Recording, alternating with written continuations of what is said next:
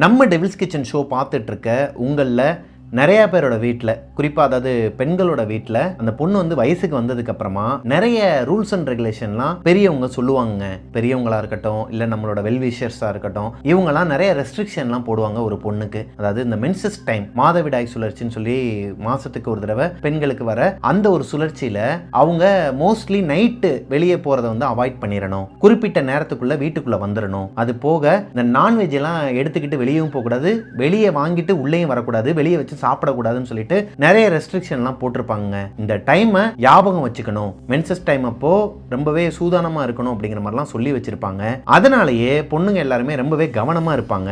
ஆனால் ஒரு சிலர் கவனக்குறைவால நாளைக்கு வந்து அவங்களுக்கு மென்சஸ் டைமா இருக்கலாம், மேபி நாளைக்கு வந்துடும் அப்படிங்கிற மாதிரியான ஒரு பீரியட் டைம்ல ஞாபகம் இல்லாம தன்னோட ஃப்ரெண்ட்ஸ் அண்ட் ஃபேமிலியோட சில இடங்கள்ல டைம் ஸ்பெண்ட் பண்ணும்போது அவங்களால மற்றவங்களுக்கும் சில விஷயங்கள் அஃபெக்ட் ஆகிறதுக்கு வாய்ப்பு இருக்குதுங்க. இன்னைக்கு நம்ம பார்க்க போற ஸ்டோரியிலையும் அனிதாங்கிற பொண்ணு அவங்களோட மென்சஸ் டைம், அந்த டைமை வந்து மறந்து அவங்க பண்ண ஒரு செயல் அனிதாவை சேர்த்து அவங்களோட குடும்பத்தில் இருக்கிறவங்க எல்லாத்தையுமே எப்படி பாதிச்சதுங்கிற பத்தின ஒரு பயங்கரமான த்ரில்லிங் ஸ்டோரியை தான், உண்மை கதையை தான் இன்னைக்கு நம்மளோட ஷோல பார்க்க போறோம். ஷோக்குள்ள போறதுக்கு முன்னாடி நம்மளோட சேனலை சப்ஸ்கிரைப் பண்ணாதவங்க சப்ஸ்கிரைப் பண்ணிட்டு பக்கத்தில் இருக்க பெல் ஐகானை தட்டி விட்டுருங்க. வாங்க ஸ்டோரிக்குள்ள போலாம். Welcome to our show devil's kitchen.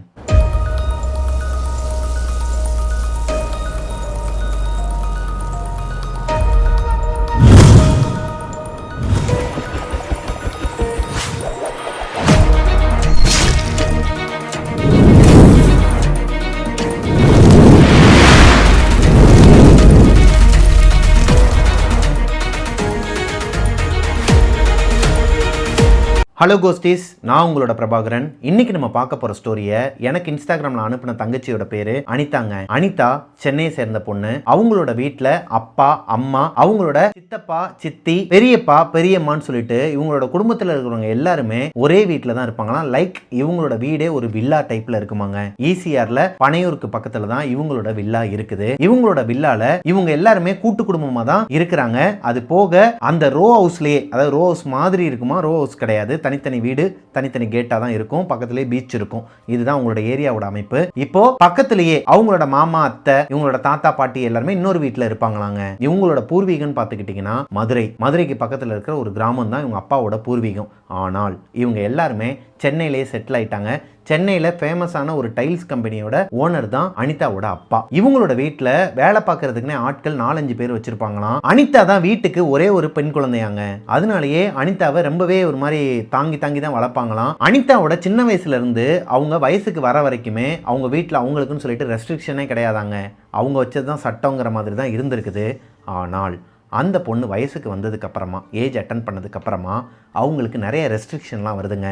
என்னதான் இவங்க வந்து பணக்காரங்களாக இருந்தாலும், மாடர்ன் கல்ச்சரில் ஒரு வாழ்க்கை வாழ்ந்துட்டு இருந்தாலும், இவங்களோட அப்பா, அம்மா 2 பேருமே பூர்வீகம் பார்த்தீங்கன்னா மதுரைக்கு பக்கத்தில் இருக்கிற ஒரு கிராமம். இவங்களோட தாத்தா, பாட்டியாக இருக்கட்டும், மாமாவாக இருக்கட்டும், எல்லாருமே ஊர்க்காரங்க தான்.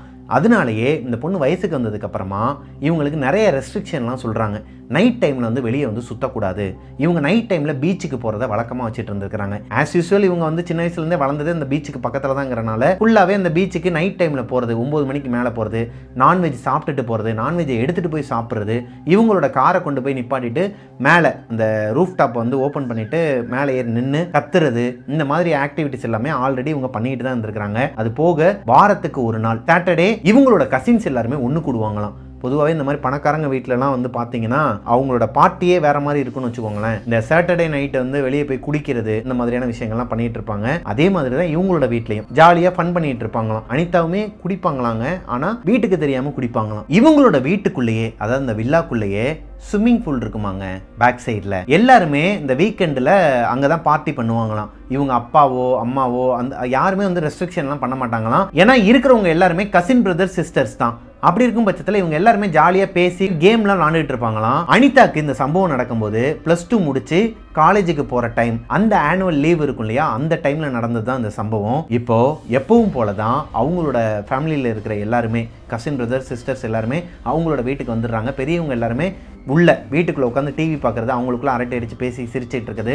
அவங்களோட அப்பா சித்தப்பா பெரியப்பா எல்லாருமே மொட்டை மாடியில் உட்காந்து குடிக்கிறது.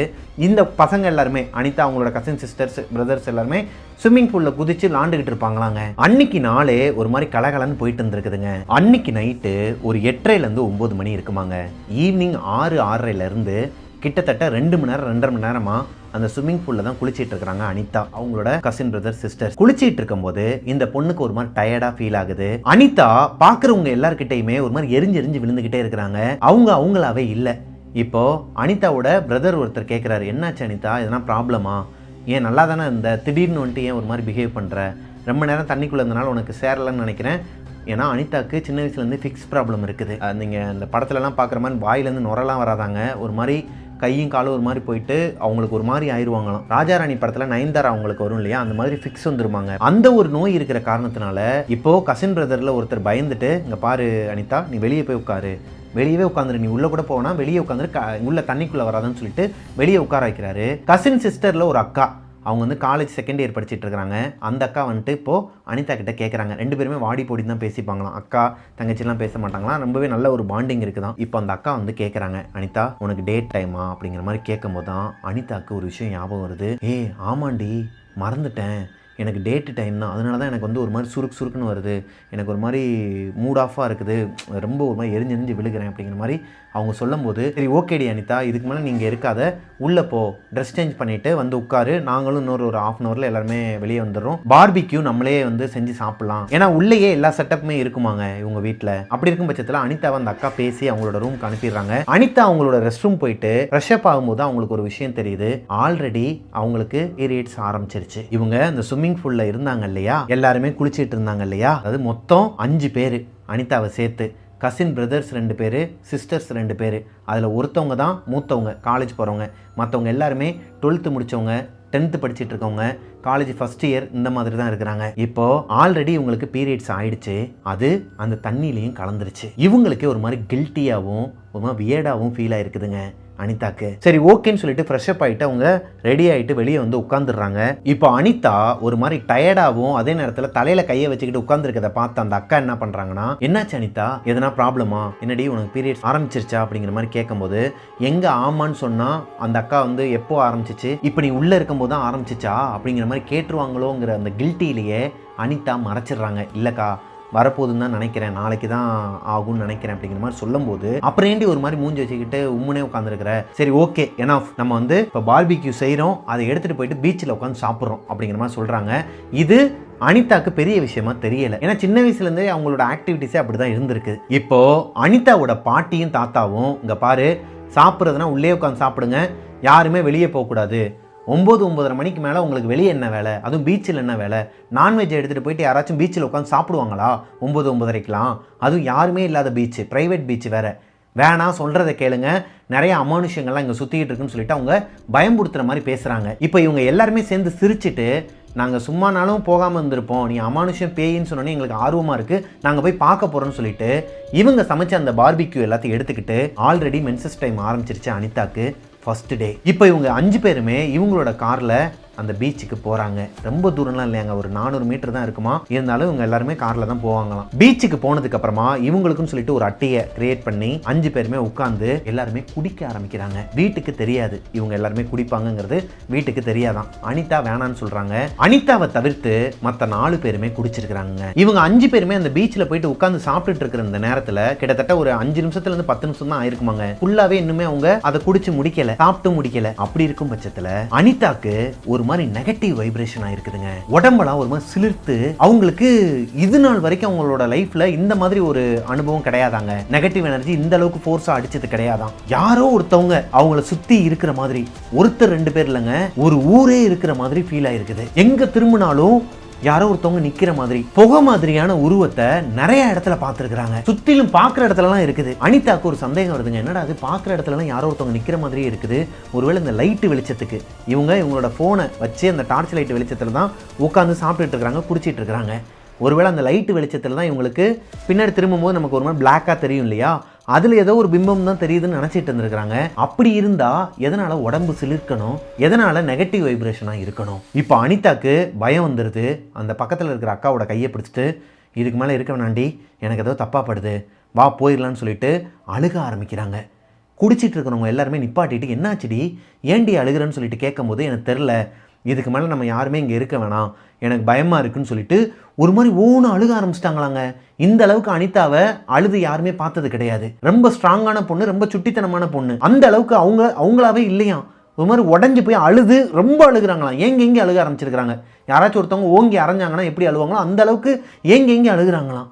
சரி ஒன்றும் இல்லை காம்டவுன் சொல்லிட்டு அங்கேருந்து குடிக்காமல் பாதி பாட்டிலே தூக்கி போட்டுட்டு அந்த சிக்கன் எல்லாத்தையுமே அங்கேயே வச்சுட்டு இவங்க எல்லாருமே காரில் ஏறி கிளம்பி வீட்டுக்கு வர வழியில் அவங்கள காம்டவுன் பண்ணியிருக்கிறாங்க. அவங்கள அமைதியாக்கவே முடியலையாங்க. ஏங்கி அழுகுறாங்களாம். எனக்கு உடம்புலாம் ஒரு மாதிரி பண்ணுது, எனக்கு யாரோ ஒருத்தவங்க என் கண்ணுக்கு தெரியுறாங்க, நம்மளை சுற்றிலுமே நிறைய பேர் இருந்தாங்க, எனக்கு பயமாக இருக்குது, நம்ம எல்லாருமே ஏதோ ஒரு விஷயத்தில் பாதிக்கப்பட போகிறோம் அப்படிங்கிற மாதிரிலாம் பேசுகிறாங்களாம். இவங்களுக்கு ஒரு மாதிரி வினோதமாக இருந்தாலும் இவங்க எல்லாருக்குமே ஒரு மாதிரி வேடிக்கையாக இருந்தாலும் ஒரு பக்கம் பயம் வருது. என்னடி சொல்கிற, என்னடி ஆச்சுன்னு சொல்லிட்டு அவங்க அக்கா கேட்கும்போது இப்போ தான் அனிதா சொல்கிறாங்க, ஆக்சுவலி எனக்கு வந்து பீரியட்ஸ் ஆகிடுச்சு, நான் உள்ள அந்த ஸ்விம்மிங் பூலில் இருந்தப்போ எனக்கு ஆகிடுச்சு, நான் கவனிக்கலை, மேபி 1-2 ட்ராப்ஸ் கூட அதில் பட்டிருக்கலாம், எனக்கு என்ன சொல்கிறேனே தெரில, நான் அந்த கில்ட்டிலேருந்து வெளியே வர்றதுக்கு முன்னாடியே நீங்கள் எல்லாருமே சேர்ந்து என்னை கன்வின்ஸ் பண்ணி இங்கே கூட்டு வந்துட்டீங்க, இங்கே வந்ததுக்கப்புறமா எனக்கு உடம்பெல்லாம் ஒரு மாதிரி அடித்து போட்ட மாதிரி வலிக்குது, அது போக என்னால் உணர முடியுது அங்கே ஒரு நெகட்டிவ் வைப்ரேஷனை அப்படிங்கிற மாதிரி சொல்லும் போது தான் அந்த அக்கா திட்ட ஆரம்பிச்சிருக்கிறாங்க அசிங்கமாக. என்னடி சொல்கிற, உனக்கு கொஞ்சமாச்சும் அறிவு இருக்குதா, இப்படி யாராச்சும் ஒருத்தவங்க பண்ணுவாங்களா, நீ முன்னாடியே என்கிட்ட சொல்லியிருந்தா நான் கூப்பிட்டே வந்திருக்க மாட்டேன்ல, இந்த மாதிரி டைமில் முதல்ல வெளியவே வரக்கூடாதுடி, சரி ஓகே நீ இதை மறந்துரு, அழுகாத, தயவு செஞ்சு வீட்டில் நடந்த விஷயத்த சொல்லாதன்னு சொல்லிட்டு அந்த பொண்ணுக்கிட்ட சத்தியம்லாம் வாங்கிட்டு வீட்டுக்கு கூட்டு வந்திருக்கிறாங்க. அனிதாவோட முகமே சரி கிடையாது, அழுது ஒரு மாதிரி இருக்கிறாங்க, முகம்லாம் லைட்டாக வீங்கி இருக்குங்கிறது அவங்க பாட்டி கண்டுபிடிச்சிடுறாங்க. இவங்களோட வீட்டோட அமைப்பு எப்படி இருக்குன்னா ஒரு பெரிய ஹாலாங்க, இந்த மஹால்லலாம் இருக்கும் இல்லையா, கல்யாண மண்டபத்துலலாம் இருக்கிற மாதிரி ஒரு பெரிய ஹாலாம், அதுக்குள்ளேயே ஸ்டெப்ஸு போகுமா, இந்த படையப்பா படத்தில் வர மாதிரி வீட்டுக்குள்ளேயே ஸ்டெப்ஸ்லாம் போகுமா, அதில் மேலே ஏறி போனால் மொத்தம் 6 ரூமாங்க அவங்க வீட்டில். இப்போ மேலே ஏறினோடனே 2வது ரூமில் தான் அனிதாவும் அந்த அக்காவும் தங்க போகிறாங்க.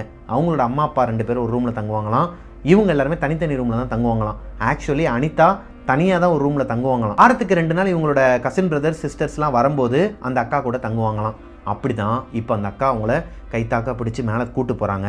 அப்பா அம்மா யாருமே கண்டுக்கல, என்னாச்சுப்பா ஜாலியாக இருந்துச்சா அப்படிங்கிற மாதிரி கேட்டுட்டு விட்டுறாங்க. ஏன்னா பொண்ணுங்களுக்குள்ள 1000 இருக்குன்னு சொல்லிட்டு அவங்க கண்டுக்க மாட்டாங்களாம்.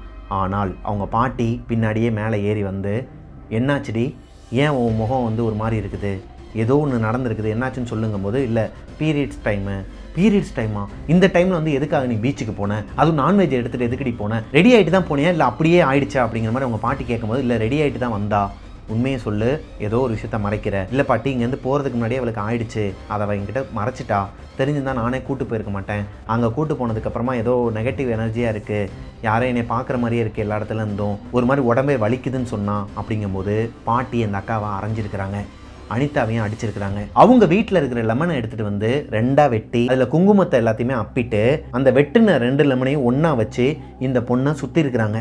3 தடவை முன்னையும் 3 தடவை பின்னையும் சுற்றிட்டு, இதுக்கப்புறம் இந்த மாதிரி விஷயம்லாம் பண்ணாத, எதனா ஒன்று உன் பின்னாடியே காத்துக்கருப்பு வந்துச்சுன்னா என்ன பண்ணுவேன்னு சொல்லிட்டு அந்த லெமன் எடுத்துகிட்டு போயிட்டாங்களாங்க. வெளியே போயிட்டு அந்த திருஷ்டி கழிக்கிறக்காண்டி அவங்க பாட்டி இறங்கி போயிட்டாங்களாம். இப்போ அனிதாவும் அந்த அக்காவும் அவங்களோட ரூமில் உட்காந்து பேசிகிட்டு இருக்கிறாங்க. அவங்க பாட்டி கீழே இறங்கி கழிக்கிறதுக்கு போயிட்டாங்க. திடீர்னு ஒரு அலறல் சத்தம் கேட்குதுங்க. என்ன மாதிரின்னு சொல்லிட்டு அனிதாவும் அந்த அக்காவும் வெளியே ஓடி பார்த்துருக்குறாங்க. எல்லாருமே கீழே தான் நிற்கிறாங்க வாசலில். இறங்கி பார்த்தா இவங்க வீட்டு வேலைக்காரங்க ஒருத்தவங்க வேலை பார்க்குற ஒரு அக்கா, அவங்க கிட்ட தான் அந்த பாட்டி இதை கழிச்சு விட்டுவான்னு சொல்லியிருக்கிறாங்க. அந்த கழிப்பை அந்த வீட்டில் வேலை பார்க்குற அக்கா வெளியே போயிட்டு கழிக்க போகும்போது அவங்க வீட்டு வாசலில் எரிஞ்சு போன ஒரு உருவத்தை பார்த்ததாகவும், அதை பார்த்து அலறி அடிச்சுட்டு வேமா உள்ளே ஓடி வர்றதுக்கு ட்ரை பண்ணும்போது கால் தவறி கீழே விழுந்து கல்லில் அடித்து மண்டை ஃபுல்லாக ரத்தமாக போய்கிட்டு இருக்குதான். வீட்டு வாசலில் தான் இருக்கிறாங்க. அனிதாவோட மாமா அவங்க கார் டிரைவரை கூப்பிட்டு அந்த அம்மாவை ஹாஸ்பிட்டலுக்கு கூட்டு போக சொல்லியிருக்கிறாங்க. இப்போ அவங்க வீட்டில் இருக்கிறவங்க எல்லாருக்குமே ஒரு மாதிரி தூக்கி போடுதுங்க. எதனால் வெளியே ஒரு உருவத்தை வேலைக்காரமாக பார்க்கணும்? அந்த அம்மா பொய் சொல்கிறதுக்கு வாய்ப்பே கிடையாது. கிட்டத்தட்ட 4-5 வருஷமாக இவங்க வீட்டில் தான் வேலை பார்த்துட்டு இருக்கிறாங்க. அவங்க இந்த மாதிரி எப்பயுமே சொன்னது கிடையாது. இன்றைக்கி எதனால் சொல்லணும்? யாருக்குமே எதுவுமே புரியலை. இப்போ அனிதாவோட அப்பா அப்படியே உலட்டி விட்றாருங்க. அவளா எதனா ஒரு ஆலோசனேஷனுக்குள்ளே போயிட்டு கற்பனை பண்ணிக்கிட்டு பயந்துருப்பா, அவ்வளவுதான். யாரும் பயப்படாதீங்க, சின்ன பிள்ளைங்களாம் இருக்குது, நீங்கள் எல்லாரும் அமைதியாக இருங்க, போய் படுங்கன்னு சொல்லிட்டு எல்லாருமே அனுப்பி விட்டுறாருங்க வீட்டுக்குள்ளே. இப்போது அனிதாவோட பாட்டி அனிதாவையும் அந்த அக்காவையும் ஒரு மாதிரி முறைச்ச மாதிரி பார்த்துட்டு இருக்கிறாங்க. அவங்கள சுற்றி அந்த எலுமிச்சம்பழத்தை போயிட்டு வெளியே கழிக்க போனவங்களோட நிலமையே மண்டை உடஞ்சி ரத்தம் வந்து இப்போ ஹாஸ்பிட்டல் போயிருக்கிறாங்கன்னா இந்த பொண்ணுக்கு என்ன ஆகுமோங்கிற பயம் அவங்க பாட்டிக்குள்ளே இருந்திருக்குதுங்க. அன்னைக்கு நைட்டு ஒரு 11 மணிலேருந்து 11:30 மணி இருக்குமாங்க. எல்லாருமே அவங்கவுங்க ரூமில் போயிட்டு படுத்து தூங்கி செட்டில் ஆகிட்டாங்க. அனிதாக்கு தூக்கம் வராத காரணத்தினால டக்குன்னு எந்திரிக்கிறாங்க. வாட்டர் குடிச்சிட்டு பக்கத்தில் பார்க்கும்போது அந்த அக்கா அவங்களோட கசின் சிஸ்டர் நல்லா படுத்து கொரட்டை விட்டு தூங்கிட்டு இருக்கிறாங்க. ஆல்ரெடி குடிச்சிருக்கிறாங்கங்கிற காரணத்தினால வேகமாகவே படுத்து தூங்கிட்டாங்க. இவங்களுக்கு தூக்கம் வராத காரணத்தினால இவங்களோட டோரை ஓப்பன் பண்ணி பால்கனிக்கு போகிறாங்க. இவங்க ரூம்குள்ளேயே அட்டாச் பால்கனி இருக்குமா. டோரை ஓப்பன் பண்ணால் வெளியே பால்கனியாக. இந்த பால்கனிலேருந்து பார்த்தா வெளியே இவங்களோட வீட்டோட ஃப்ரண்ட்டு அந்த வியூ கிடைக்குமா. அது போக பீச்சுமே தெரியுமாங்க. இப்போது காத்தோட்டமாக நிற்கலாம் கொஞ்சம் நேரம் சொல்லிட்டு வெளியே வராங்க அனிதா. கொஞ்சம் நேரம் கழித்து அவங்க ஒரு விஷயத்தை நோட் பண்ணுறாங்க. ரொம்ப நேரமாகவே கீழே ஒரு கருப்பு கலர் நாய் இவங்களோட கேட்டுக்கிட்டே சுற்றிக்கிட்டே இருக்குது. இதை இவங்க சைடு கண்ணில் பார்த்துருக்குறாங்க. என்னடா அது ரொம்ப நேரமாக அந்த நாய் இங்கேயே சுற்றிக்கிட்டு இருக்குன்னு சொல்லிட்டு பயந்துக்கிட்டே மெதுவாக கீழே திரும்பி பார்க்கும்போது கருப்பு கலரில் இந்த சாக்கடைக்குள்ளே ஒருத்தவங்க விழுந்துட்டாங்கன்னு வச்சுக்கோங்களேன். அவங்க உடம்பெல்லாம் ஒரு மாதிரி சத ரத்தமாக இருந்துச்சுன்னா எப்படி இருக்கும், இந்த சாக்கடையோட கலரும் இந்த ரத்தத்தோட கலரும் கலந்தால் எப்படி இருக்கும், ஒரு மாதிரி கொலன்னு கை எது கால் எது முகம் எதுன்னே தெரியாமல் கொலன்னு இருக்குதான். கண்ணு மட்டும் ஒரு மாதிரி முட்டை முட்டையாக பிதுங்கி போய் கிடக்குறாங்க. அது ரொம்பவே டார்க்காக வெள்ளை கலரில் இருந்திருக்குது அந்த கண்ணு. அப்படிப்பட்ட ஒரு உருவம் இந்த கீழே விழுந்தாங்க இல்லையா இவங்க வீட்டில் வேலை பார்க்குற வேலைக்காரம்மா, அவங்களோட மண்டையில் அடித்து ரத்தமெல்லாம் கீழே போயிட்டு இருந்துச்சு இல்லையா, அங்கே அலசி விடுறேன்னு சொல்லிட்டு தண்ணியை மட்டும் ஊற்றி விட்டுருக்குறாங்க. அந்த தண்ணியில் அவங்களோட ரத்தமெல்லாம் கலந்து அப்படியே ரோட்டில் அப்படியே படர்ந்துருக்கும் இல்லையா, அதை அப்படியே நக்கிக்கிட்டு இருக்குதாங்க அந்த உருவம். நக்கிக்கிட்டே குடிச்சுக்கிட்டு அப்படியே ஊர்ந்துக்கிட்டு இவங்களோட வாசல் வரைக்கும் அப்படியே படுத்த மாதிரி இருக்குதாங்க. இதை பார்த்ததுமே அனிதாக்கு ஒரு மாதிரி தூக்கி போட்டுருக்குது. உடம்பெல்லாம் ஒரு மாதிரி சிலுத்து இருக்குதுங்க. இவங்களுக்கு ஆல்ரெடி ஃபர்ஸ்ட் டே மென்சஸ் டைம்ங்கிறனால இந்த ஒரு விஷுவலை பார்த்ததுக்கு அப்புறமா அவங்களுக்கு எப்படி இருக்கும், வீட்டுக்குள்ள ஓடிடலாம்னு சொல்லிட்டு வேமா ஓடுறதுக்கு முன்னாடி அந்த உருவம் எந்திரிச்சு நின்றுக்குதுங்க. எந்திரிச்சு நின்று கரெக்டாக இந்த பொண்ணையே கார்னர் பண்ணி பார்த்துருக்குது. வச்ச கண்ணு எடுக்காம அதோட கண்ணு ஒரு மாதிரி மிளிருதாங்க. அப்படியே ஒரு மாதிரி வெள்ளை கலரில் தூரத்துலேருந்து டார்ச் லைட் அடித்தா எப்படி இருக்கும் அந்த மாதிரி 2 கண்ணுமே மின்னுதான். இதை பார்த்துட்டு வேமா அலறி அடித்து அவங்களோட ரூம்குள்ளே போயிட்டு டோரை லாக் பண்ணிவிட்டு அவங்களோட பெட்டில் படுத்து அந்த அக்காவை ஹக் பண்ணிவிட்டு தூங்குறதுக்கு இந்த பொண்ணு ட்ரை பண்ணுறாங்க. தூக்கமே வரலை. ஒரு கட்டத்துக்கு மேலே அவங்கள அறியாமலே கந்தசஷ்டி கவசம் சொல்லிக்கிட்டே பாடிக்கிட்டே படுத்து தூங்கிட்டாங்களாங்க. அடுத்த நாள் காலையில் அனிதா எந்திரிச்சு பார்க்கும்போது அவங்களுக்கு பக்கத்தில் அனிதாவோட பாட்டியும் அம்மாவும் உட்காந்துருக்குறாங்க. எந்திரிச்ச உடனேயுமே என்னாச்சுமா, என்னாச்சு பாட்டி, நீங்கள் எதுக்கு ரூம்குள்ளே வந்தீங்க, எங்கள் அக்காவை இங்கே தானே படுத்து தூங்கிட்டு இருந்தான்னு சொல்லி கேட்கும்போது எதுவும் பேசாத கீழே வான்னு சொல்லிட்டு கூப்பிட்டுருக்குறாங்க. அவங்களோட பூஜை அறைக்கு ஆப்போசிட்டில் இந்த பொண்ணை உட்கார வச்சு ஒரு கழிப்பு கழிச்சிருக்கிறாங்க. அது போக குலதெய்வம் திருநீரை இந்த பொண்ணுக்கு பூசி விட்டுருக்குறாங்க. இவங்கக்கிட்ட ஒரு கறிக்கட்டையும் கொடுத்துருக்குறாங்க. இரும்பு சாவியவும் கொடுத்து இந்த 2ஐயும் உன் கூடையே வச்சுக்கோ, எந்த ஒரு நிலமை வந்தாலும் அதை வந்து தூக்கி போட்டுறாத, எங்கேயும் வச்சிடாத அப்படிங்கிற மாதிரி இவங்களுக்கு இன்ஸ்ட்ரக்ஷன்லாம் கொடுத்து பயம்படுத்துகிறாங்க. வீடே ஒரு மாதிரி வெறிச்சோடி கிடக்குதுங்க. எங்கே போனாங்க அக்கா, கசின் பிரதர், கசின் சிஸ்டர்ஸ் எல்லாம் எங்கே போனாங்கன்னு சொல்லிட்டு இந்த பொண்ணு கத்தி கேட்கும்போது அவங்களோட பாட்டி சொல்ல ஆரம்பிக்கிறாங்க.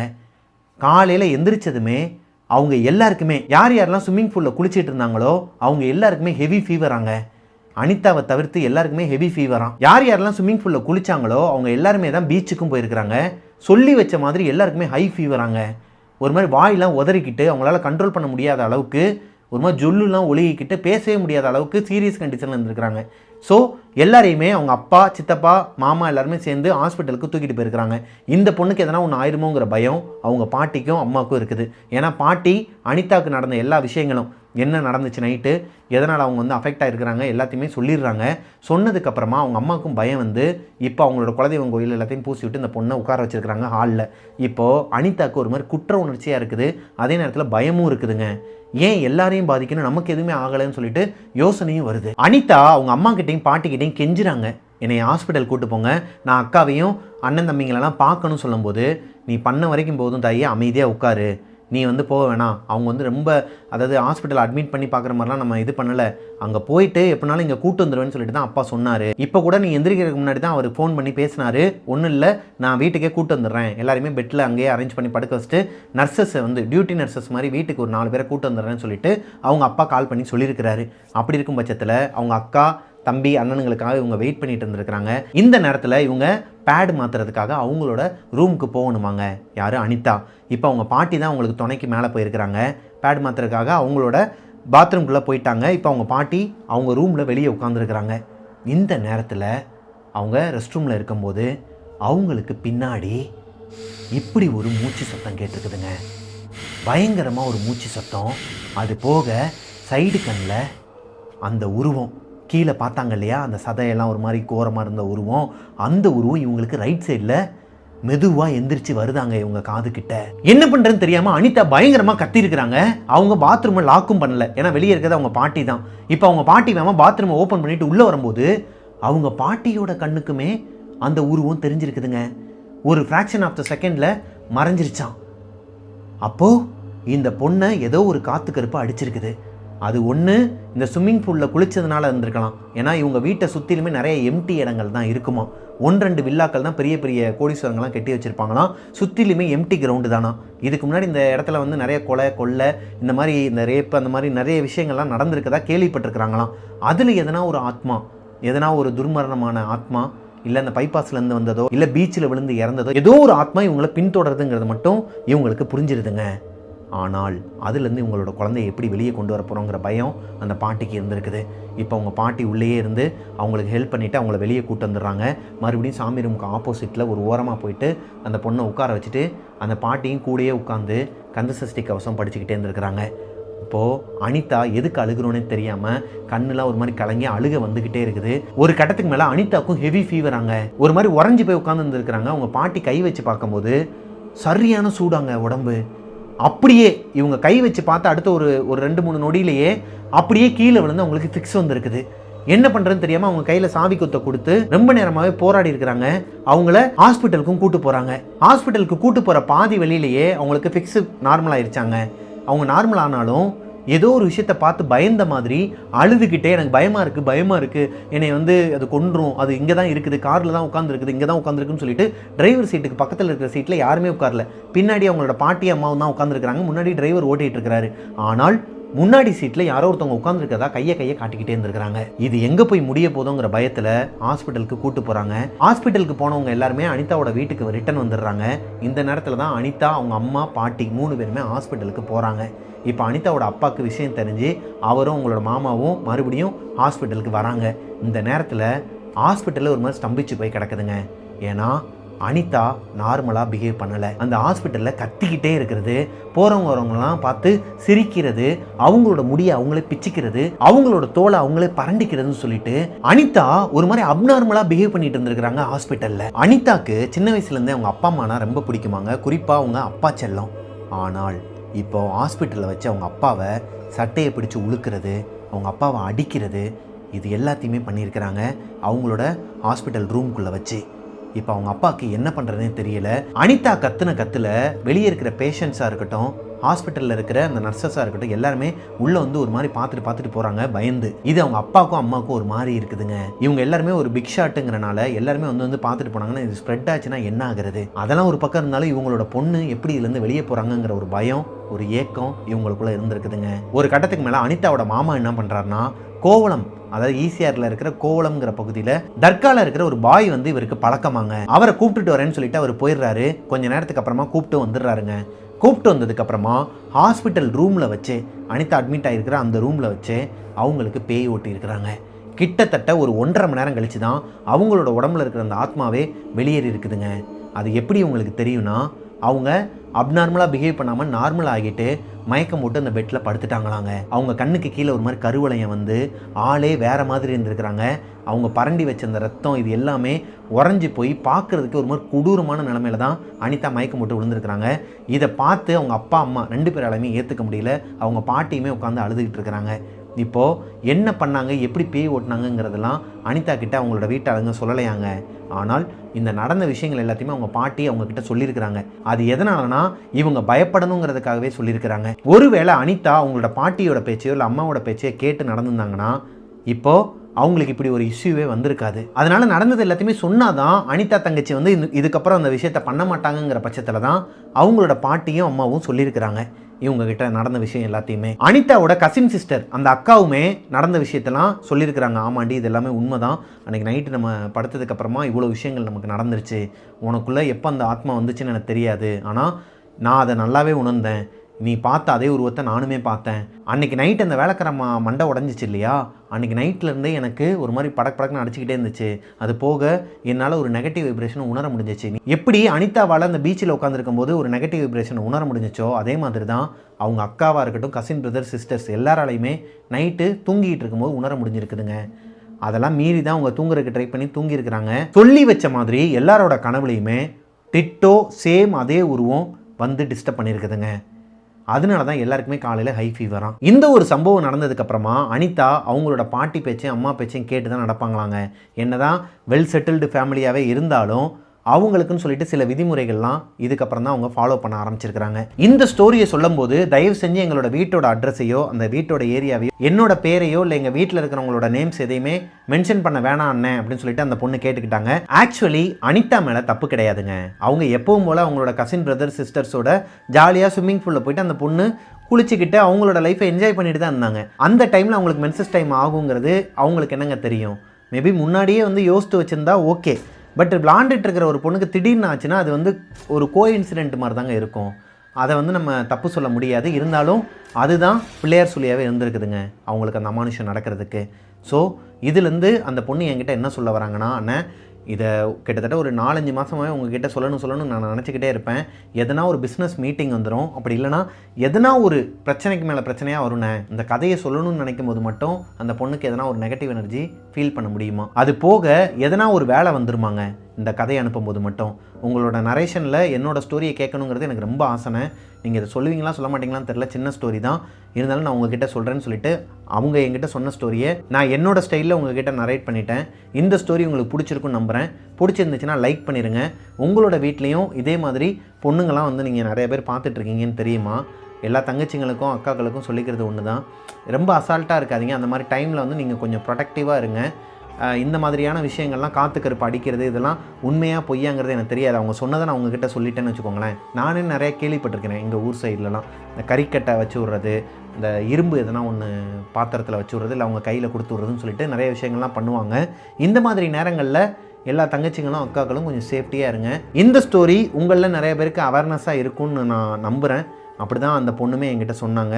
எல்லாத்தையுமே மென்ஷன் பண்ணுங்கன்னா, நீங்கள் ஆல்ரெடி இந்த மாதிரி ஸ்டோரிஸ்லாம் சொல்லும்போது சில விஷயங்கள்லாம் வந்து சொல்கிறதுக்கு ஒரு மாதிரி தயக்கமாகி ஹைடு பண்ணி சொல்லுவீங்க. இருந்தாலும் இந்த மாதிரியான விஷயங்கள்லாம் நீங்கள் ஓப்பனாக சொன்னால் தானே நிறைய பேருக்கு தெரியும். நிறைய பொண்ணுங்க தான் பார்த்துட்ருக்குறாங்க. என்ன மாதிரியே எல்லாருமே அஃபெக்ட் ஆகக்கூடாதுங்கிற பட்சத்தில் நான் உங்ககிட்ட இந்த ஒரு ரெக்வஸ்ட் வைக்கிறேன்னு சொல்லிட்டு அந்த தங்கச்சி கேட்டுக்கிட்டாங்க. அவங்க சொன்னதை நான் என்னோடய ஸ்டைலில் நரேட் பண்ணி முடிச்சிட்டேன். இந்த ஸ்டோரி உங்களுக்கு பிடிச்சிருந்துச்சுன்னா லைக் பண்ணிடுங்க. உங்களோட வாழ்க்கையிலையும் இதே மாதிரி எதனா ஒரு அமனுஷன் நடந்து அதை என்கிட்ட ஷேர் பண்ணணும்னு நினச்சிங்கன்னா பிரபாகரன் அஃபிஷியல் மிஸ்டர் பிரபாகரன்கிற இன்ஸ்டாகிராம் ஐடியில் எனக்கு இன்பாக்ஸ் பண்ணுங்கள். மிஸ்டர் பிரபாகரன் யூடியூப் சேனலை சப்ஸ்கிரைப் பண்ணிடுங்க. பக்கத்தில் இருக்க பெல் ஐக்கானை தட்டி விட்டுருங்க. Spotifyல நம்மளை ஃபாலோ பண்ணாதவங்க டெவில்ஸ் கிச்சனை ஃபாலோ கொடுத்துருங்க. And mister Prabhakaran Malayalam, mister Prabhakaran வீலாக்ஸ், அஞ்சலி பிரபாகரன் வீலாக்ஸ் இந்த எல்லா சேனலையும் சப்ஸ்கிரைப் பண்ணிவிட்டு பக்கத்தில் இருக்க பெல் ஐக்கானை தட்டி விட்டுருங்க. நெக்ஸ்ட்டு ஒரு சுவாரஸ்யமான ஸ்டோரியில் உங்களை மீட் பண்ணுற வரைக்கும் டாட்டா பாய் பாய். நாகர்கோயில் பேய் வீட்டில் மாட்டிக்கொண்ட குடும்பம் சொல்லிட்டு நம்ம ஒரு ஸ்டோரி போட்டிருந்தோம். வியாழக்கிழமை போட்டிருப்பேன்னு நினைக்கிறேன். அந்த ஸ்டோரியில் அனிதான்னு சொல்லிட்டு ஒரு சிஸ்டர் வந்து கீழே கமெண்ட்டில் சொல்லியிருந்தாங்க, ஆனால் நான் என்னோடய பொண்ணுக்கு வந்துட்டு பர்த்டே நீங்கள் வந்து விஷ் பண்ணுங்கன்னு சொல்லிட்டு நான் போட்டிருந்தேன். நான் வந்து உங்கள் மேலே கோவமாக இருக்கிறேன் அப்படிங்கிற மாதிரி போட்டிருந்தாங்க. எஸ்டர்டேவே முடிஞ்சிருச்சுன்னு சொல்லிட்டு அன்றைக்கி சொல்லியிருந்தாங்க. சாரிம்மா, தயவு செஞ்சு மன்னிச்சிருங்க. கமெண்ட் செக்ஷனில் மோஸ்ட்லி நான் வந்து எல்லாருக்குமே வந்து கமெண்ட்டை வந்து ரிப்ளை பண்ணிடுவேன். இப்போ நம்ம டெய்லி வீடியோஸ் போயிட்டுருக்கிற காரணத்தினால ரொம்பவே கஷ்டமாக இருக்குது. அதை மீறியும் நம்ம வந்து வீடியோ எடுத்து அப்லோட் பண்ணிகிட்ருக்கிறோம். நிறைய பேர் கேட்டிருந்தீங்க, நிறைய பிக்ஸ்லாம் ஆட் பண்ணுங்கண்ணே, நிறைய சவுண்ட் எஃபெக்ட்ஸ்லாம் இன்னும் ஆட் பண்ணுங்கள். சிலர் வந்து சவுண்ட் எஃபெக்ட்ஸே வேணாம், பிக்ஸே வேணாம்னு சொல்லிட்டு இப்படி நிறைய வாக்குவாதம் உங்களுக்குள்ளேயே கமெண்ட் செக்ஷனில் போகிறதெல்லாம் நான் பார்த்துக்கிட்டு தான் இருக்கிறேன். என்னால் முடிஞ்ச அளவுக்கு நான் ஸ்பீடாக எடுத்து இந்த ஸ்டோரி வந்து எடிட் பண்ணி உங்களுக்கு நான் கொடுக்குறதுக்கே டைம் ஆகிடுது கோஸ்டேஸ்.